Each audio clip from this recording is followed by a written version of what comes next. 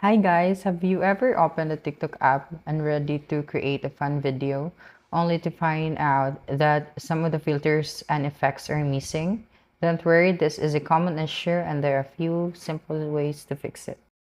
Firstly, make sure that your TikTok application is up to date. Go to your App Store or Google Play Store and check for any available updates. If there is an update available, download and install it. Okay, if your app is already up to date, try clearing the TikTok cache. Go to your phone's settings, find the TikTok application, and clear the cache.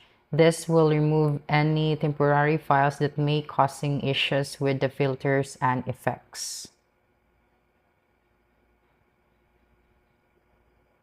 Another solution is to log out of your TikTok account and log back in.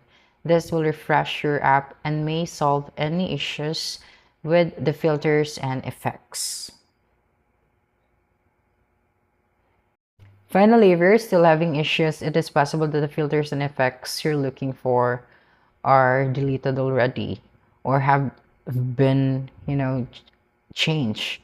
TikTok often updates its library of filters and effects, so it is possible that they may have been replaced with newer ones.